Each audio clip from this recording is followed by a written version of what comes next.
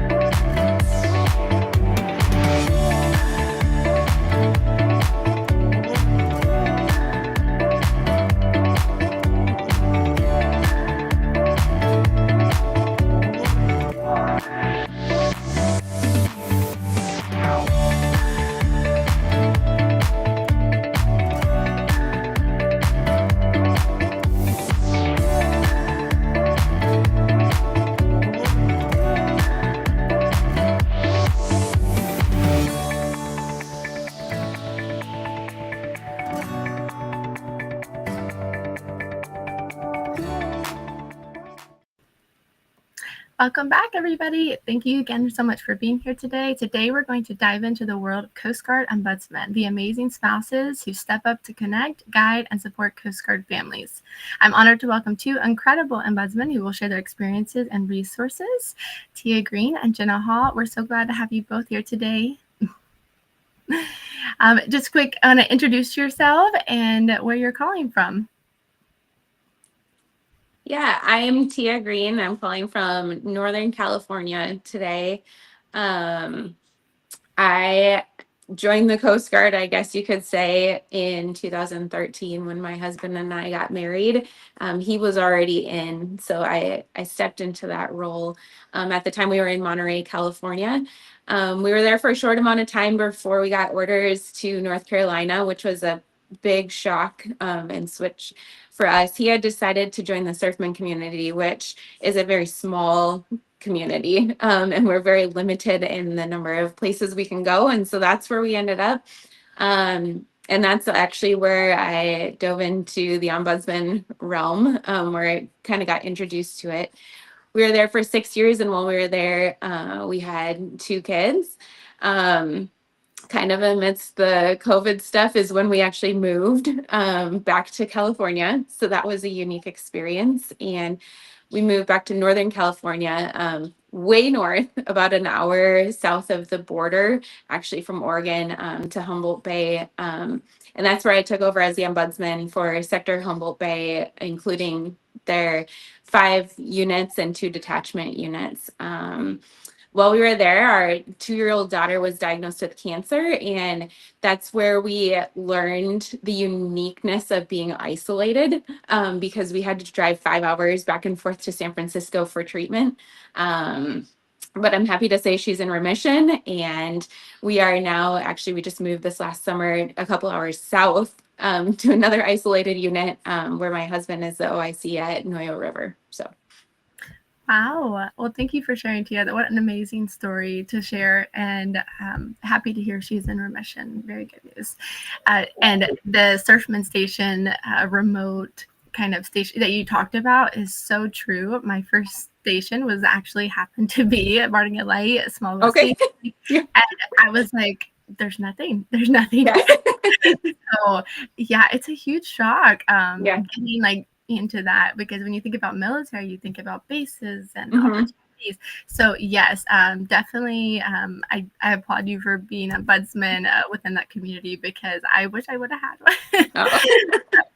Thank you again for being here today. And now, Jenna, I'd love to hear from you, where you're calling from and what's your story. Okay. Hi, my name is Jenna Hall. I'm originally from Reno, Nevada. Went to school at Reno, Nevada. I got my degree in psychology, and that's actually where I met my husband. After college, spent about 10 years in the nonprofit realm, specifically in workforce development, and just working with veterans, chronically homeless, and just anybody that's really kind of struggling with kind of just life and facing challenges with finding jobs and stability. After that, my husband and I got married in 2013, and he decided I want to enlist in the Coast Guard. So left my job because I was the breadwinner at the time, and we started our Coast Guard journey. So as a Coast Guard spouse, I've done boot camp. I have done long deployments on the national security cutters. I've done A and C school separations. We've done PCSs with really small babies across countries. We have done, and then he decided he wanted to switch over to the enlisted side, or the officer side, excuse me. So I've done OCS, we've done hurricanes, we've done government shutdowns, we have done a lot as a Coast Guard spouse and a Coast Guard family. So we've got 2 kids now, and I have been an ombudsman for over 10 years, and I have done ombudsman for sector Los Angeles, Long Beach, sector Houston, Galveston, and now I'm the current ombudsman for the National Capital Region here in Washington, D.C. and headquarters. So that's kind of been my experience. Not small, isolated, but very large units.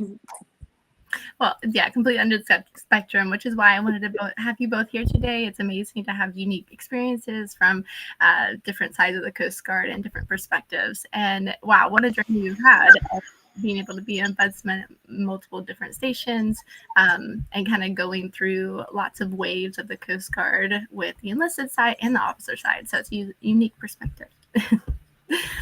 All right, so let's go ahead and dive into some questions, because I think for most of our Coast Guard spouses, hopefully they know what an ombudsman is. But if we have people who are watching who want to know about Coast Guard, what exactly is an ombudsman and what do they do?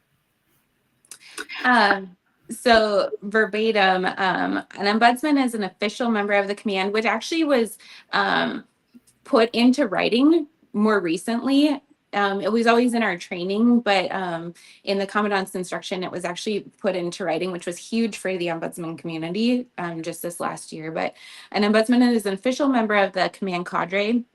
Our job as an ombudsman is to provide key resources, especially before and during deployments, relocations, crises, and other major events. Family members may contact an ombudsman to ask for information, receive guidance or referrals, or discuss concerns. The responsibility of an ombudsman is to provide information on Coast Guard benefits and community resources, provide official and accurate command information, and to be available for emergency assistance and routine questions. And I think there's maybe a little bit of a misconception sometimes as to what an ombudsman is. Just to clear that up, an ombudsman's job does not include organizing social events, which I think is the big one. Loaning money, providing lodging, providing transportation, providing childcare, providing counseling services, or acting as a sponsor for incoming families. Yes, I think those are definitely big misconceptions. And I am glad you're voicing those, because it kind of lessens the burden of people who are ombudsmen, to make sure that the boundaries are clear and the expectations are clear. While ombudsmen provide a plethora of resources and knowledge, yes, definitely don't want to abuse our ombudsmen and ask them to do 10 million different things, because they are very busy and help lots of people. So, well, thank you for answering that. And what inspired you to serve as an ombudsman, and what has that experience been like you professionally and personally? And we'll go with Jenna first for this question. Oh, for me? Sure. I became an ombudsman on accident. I know that sounds weird. We always hear our spouses that are voluntold, and that's kind of what happened to me. When my husband first reported to sector Los Angeles, Long Beach, he was checking in, talking with his command, and they asked about me and my background, and he told them about my nonprofit. And at the time I was volunteering for a spouses club, and they said, hey, that sounds like a great ombudsman person. So would she like to be the ombudsman? And my husband said, yeah, absolutely. She would love to volunteer for that. So then shortly I was meeting with command, not knowing what the ombudsman was. I've never had one. And I was taking training and filling the role, signing paperwork, the whole thing. But being an ombudsman's been amazing. Like I said, I've done it for 10 years. I love the program so much, and I love our community, and I love our people in the Coast Guard, that I've decided that I'm a Coast Guard trainer. So as new ombudsmen are coming in, I help train. I've also been a community of practice chair in 2 different districts. So we get new ombudsman training, but then we also dive into best practices and how to handle certain situations. Like during hurricane season, most of your community of practice will talk about what that looks like and what resources are available for your families. And so it's been really rewarding, and I really love it. And thank you so much for allowing us to speak about this.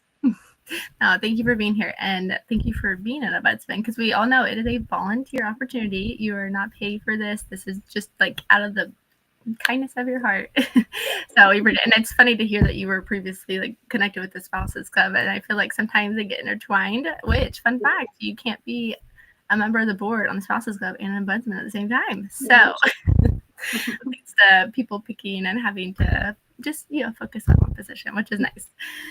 All right, so let's go here from Tia. What inspired you to become an ombudsman? Yeah, I mean, it's similar to Jenna. I didn't know what it was. I actually, when my husband and I got married, through just conversation, I heard the word ombudsman. I was like, well, that's kind of a cool term. But I still didn't know exactly what it was. And it wasn't until we moved to North Carolina where I started hearing more about it, just through conversation with spouses. And like many, I thought it was more this morale booster type thing. I was like, oh, I can do that. And so I approached the command and I said, hey, I'd like to be the ombudsman. And also right after having a baby. So didn't know what I was diving into. So went ahead and went through training and everything. I ended up supporting the Outer Banks is where we lived. And a number of spouses from Elizabeth City also lived on the Outer Banks. So I ended up supporting both Oregon Inlet, which is a small surf station, as well as Station Hatteras, and then any of the spouses that were living from Elizabeth City on the Outer Banks is kind of what it ended up being. But went through a lot of hurricane evacuations, living 5 miles out into the ocean. It became routine. While we were there, we also experienced some hard times. We actually lost a Coast Guard family to a house fire. And so that was a hard road to walk through with our community, being such a small, isolated community. Everyone knows each other. But it really, just like Jenna said, it's been so rewarding. I think being in small, isolated areas, there's only 80% of our Coast Guard that's in these small isolated areas. And I think we don't often realize the challenges that our spouses face in these areas, from isolation to medical challenges. And so being able to walk through these families, a lot of them brand new to the Coast Guard, just has been very rewarding to help them process kind of this whole journey. So that's amazing to hear. And what a challenge of becoming an ombudsman right after having a baby. I commend you for doing that. And yes, it's definitely a small, tight-knit community. And I'm glad to hear that you rallied multiple different stations and units, and even my current station, Elizabeth City. So of course.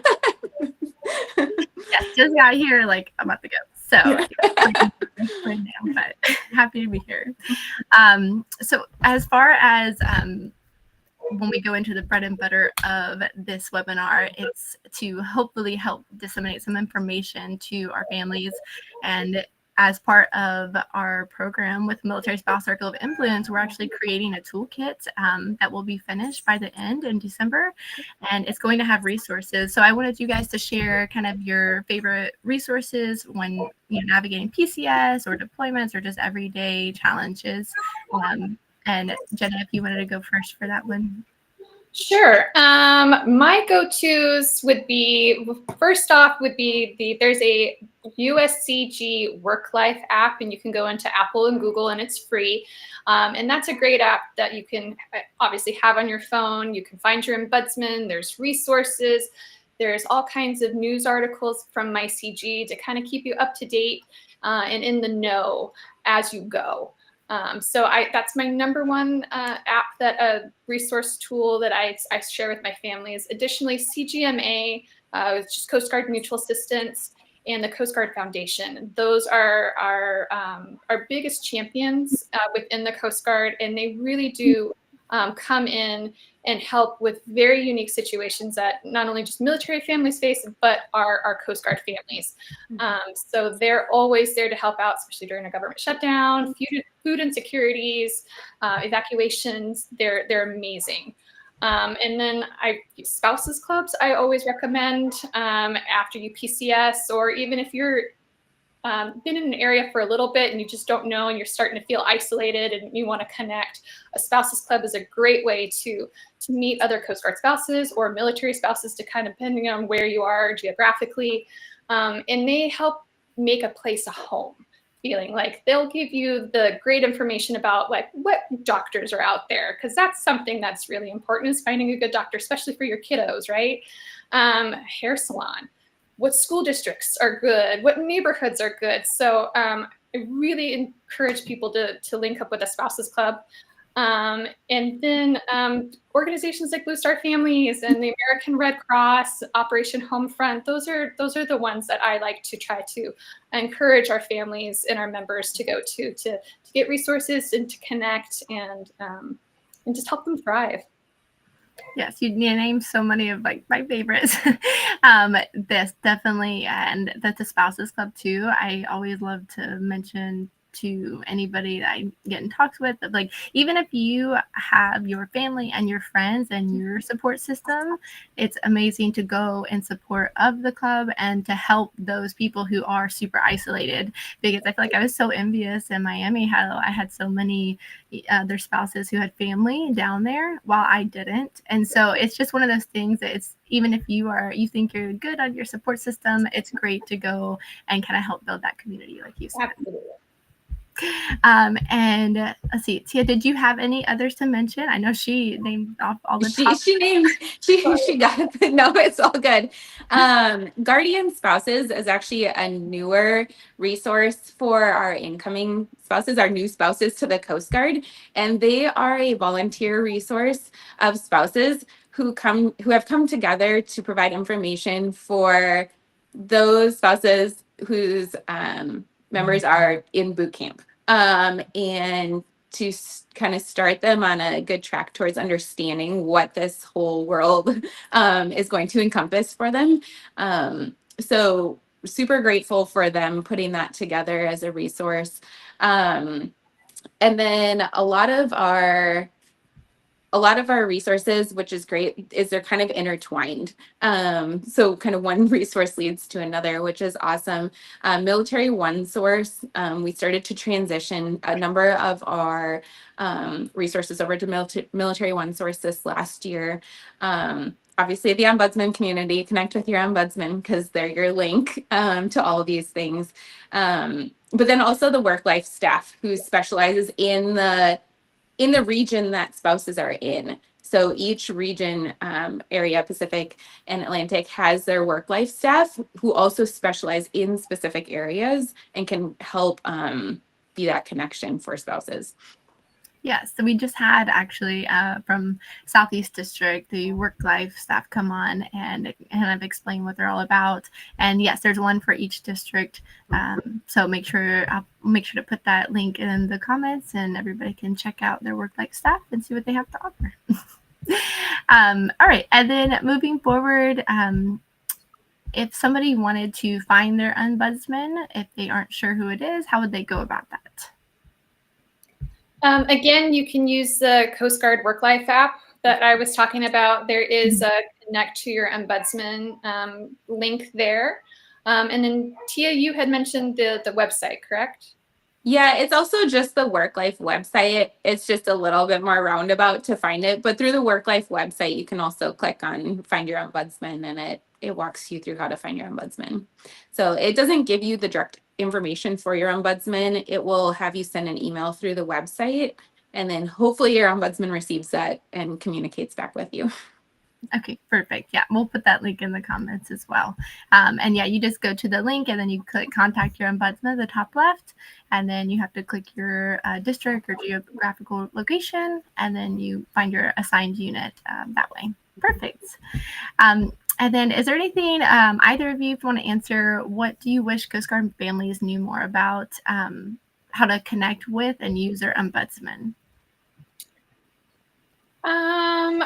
I think that I just want to talk about like a misconception about the Ombudsman program. Being in for an Ombudsman for 10 years, a lot of people think that we are spies and that we are just nosy and we just want to get your personal information so we can spread it amongst the unit. And I got to say, like, I don't think that's true. I've worked with a lot of ombudsmen over my years, and we truly are, like you have mentioned, we're volunteers that are just wanting to help our community out and support our families because we understand how difficult it is to be a military family. And then on top of that, a Coast Guard family where we don't have sometimes all the resources and tools that our DoD brothers and sisters have. So I just wanted to say that we are confidential. We're not as confidential as the chaplains, but we are mandated reporters. So things like if you're going to harm yourself or others, or if we suspect there's child abuse or neglect, we have to notify command. But really outside of our mandated reporting measures, what you say, it stays between us. And the ombudsmen that you maybe had like 10 years ago are not the same ombudsman as today. We are going through a lot of training. We're going through cybersecurity training annually, PII training. We're doing national trainings now that we really dive in. We train on like suspected suicide and how to address suicide, how to do conflict management, crisis management, those sort of things. So our ombudsmen these days are a little bit more, they're more prepared, we're more trained. And we're really, really wanting to help our families. So please know that that's your ombudsman, your Coast Guard ombudsman, and we're here for you. We want to be here for you. Please reach out and let us know how we can help. But yeah, we're not spies. We're not going to pass your information. We really just want to connect to your families and make sure that you guys are okay. Yes, and with hurricane season, always make sure that your ombudsman has your contact information because, yes, like you said, they're not spreading it, they're not sending it off anywhere, and they just want to make sure that they're able to contact you if emergency and account for you and make sure you're safe. So help out your ombudsman and get them your information. I'd like to say along with that, as ombudsman, we have such a unique opportunity because we are a part of the command cadre and we get to have that face-to-face time, not only with the commands, but even with higher ups. Like ombudsmen get the chance to speak with admirals and people in those positions. So we really get to be the voice for our spouses. And so being able to connect with your ombudsman and share what's going on so that people who maybe don't understand, but should, who people in these positions that get to make these decisions really understand what our spouse community is going through to make sure that our spouse and families are thriving and everything. No, 100%. I agree. And as far as moving on to something that what's one piece of advice that you would share with a new spouse just starting out in Coast Guard life? I know you mentioned guardian spouses. I feel like this falls in line definitely with their mission. But if there's just like one thing that you could give them as an advice piece. I would say connect. Like you don't try to do this alone. Because there is such a wide gamut of challenges that you're going to face regardless of where you go. And so really just, even if it's just one person, find someone to connect with. Don't isolate yourself because I think that's when the journey becomes a little bit more challenging. So. Very nice. Yes. even if you just have one person at that new station, I think it makes a world of difference. And what's really unique about the Coast Guard is that unless you're changing, like transitioning, maybe like officer, like, switching from enlisted to officer, you're probably going to know somebody after you've been at 2 stations. This was a really unique station this time, of where we had somebody moving with us to the same station, and we already knew people here, and it was a nice feeling of that I didn't have to start from zero. And Jenna, did you have anything to add? No, truly, Tia took the words right out of my mouth. It really is connect early. Know your resources, know your tools, know that people are here for you. And I guarantee that a lot of times a spouse or a family will think like, well, this situation that I'm dealing with as a military family, it's probably unique to me. I can guarantee it's probably not. And that's when you need to probably connect with your ombudsman, because that's important information for us to know. It could be something simple as you're having a really hard time connecting with a PCM, your primary care doctor in your area. Well, that might not just be a unique situation to you. That might be a global thing in your area, and your ombudsman can take that up the chain, and we can notify our command, and our command can run it up, and we can let TRICARE know that, hey, there's an issue with getting services to our families for medical care.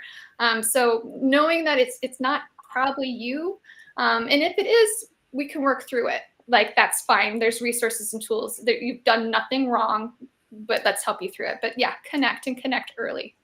Yeah, 100%. And if for some reason, if someone is stationed somewhere where there's not an ombudsman, what would you recommend they do? So this has happened to me. I was an ombudsman in Houston, and I had actually a Navy family contact me because their friend was a Coast Guard spouse, and they said, hey, this is my ombudsman. She was really helpful. Let me connect. So even if you have an ombudsman or you're not sure, you can use the app, but we can help across different districts. We usually try not to, but we can. Just reach out and let somebody know, and then we'll connect, or we'll help you. We also have supervisors. We have our regional ombudsman coordinators. Ryan and Lori they're fantastic leaders. They love the program. They're prior coasties as well, so they understand the Coast Guard and being on the active duty side, and then not. And so we can also pull them in, keeping your information private, right? And kind of work through a situation. So you don't have to feel like, well, maybe I don't know this ombudsman, or maybe I don't want to go through that avenue. There's ways to help, and we'll make sure that we'll help you. But just, again, connect, reach out, and you can use the app. So yeah, definitely reaching out, because there's going to be some station nearby, or at least in your district, that's going to be able to help step in and fill that role for you if you need. Absolutely. Your sector ombudsman, your district ombudsman. So if your station doesn't have one and you don't know, you can usually go to those as well. Awesome. And Tia, if someone wanted to become an ombudsman for their station that doesn't have one, or if their station doesn't need one and they want to step up, but what is the first step that they would take? I think the most comfortable step for people is probably to let their spouse know, and then their spouse approaches the command. I don't know that a lot of people are just ready to jump in and go talk to the command, especially people newer. But it's to go through the command, and that's how we get the ball rolling with that process. Very nice. Yes, because there's always a need of ombudsman, whether it's somebody's PCSing out, or there's just not one there because it's such a remote place. I definitely wish I would have been at my first station longer. I probably would have dove into it, because I definitely saw that there was a need for one there. So, but I'm glad to have both of you doing the work and committing your time to our families. And then as we start to close out, is there any way both of you could share what just one meaningful piece or memory from your experience as an ombudsman? I've spent my last 8 years in isolated areas, like I've said, and it's provided a unique opportunity because I'm not at a large base where I get to connect more one-on-one. I don't have a large number of people that I'm dealing with. So I've been able to create really great relationships with my commands and with the members at those units. In turn, I've been able to connect early with spouses. and provide information way before they even PC us. And the number of thank yous, well, actually, for the number of people that said, I've never heard from my ombudsman, first of all, which is, to me, that's crazy, but I get it because I'm at small areas and I probably have more accessibility to my spouses. But the number of people that say thank you for reaching out, because in these isolated areas, if you don't connect early with your medical, you're waiting 6 months to a year, has just been so rewarding to be able to be that person and kind of introduce these people to the ombudsman community and like really what we are here for and the support that we can provide. So very nice to hear. And Jenna, did you have a specific experience or an overall? I do. So for me, in larger units where I'm helping 200 plus members and then families on top of that, I don't typically get the thank yous. My work usually goes a little bit more, you hope you're helping by the information you're putting out there and connecting people. But when I was in Houston, I helped put a food pantry together. After COVID, Texas saw a really high recession, is it called a recession? Gas prices went up, everything went up, and people were really struggling with making ends meet and putting food on the table. And I was able to connect with an organization, a nonprofit down there, and we put on a food pantry because the base was right outside a joint base, actually. So it wasn't just a Coast Guard, it was a joint base food pantry for active duty members. And my captain actually told me the story that after our very first food pantry giveaway, he was walking the halls. It was like after hours, and he saw a third class with his arms full of groceries and tears down his eyes. And the member was saying, thank you so much for this, because I was really scared of where our next couple meals were going to come from my family of 6. And so the captain was able to share that with me. So that meant a lot. I knew our families were struggling. And it was being proactive and just linking up to resources that could help in a time of need. So that made me feel really good.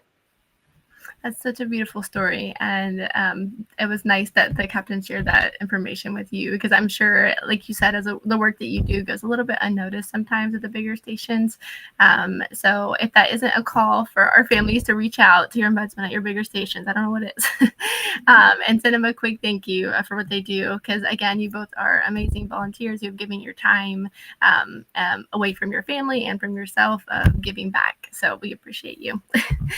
And as we close out, Tia and Jenna, thank you so much for sharing your stories, resources, and wisdom with us today. You both are truly invaluable to the Coast Guard community, and the ombudsman role is such an important lifeline for our Coast Guard community.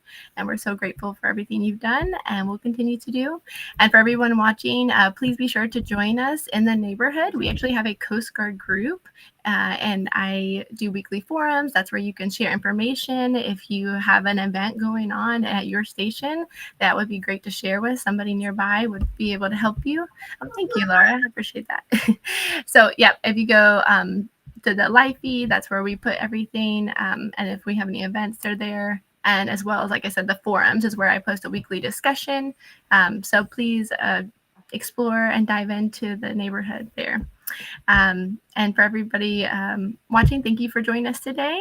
And we'll see you in the neighborhood. Thank you again, Tia and Jenna. Bye. Bye. Thank you.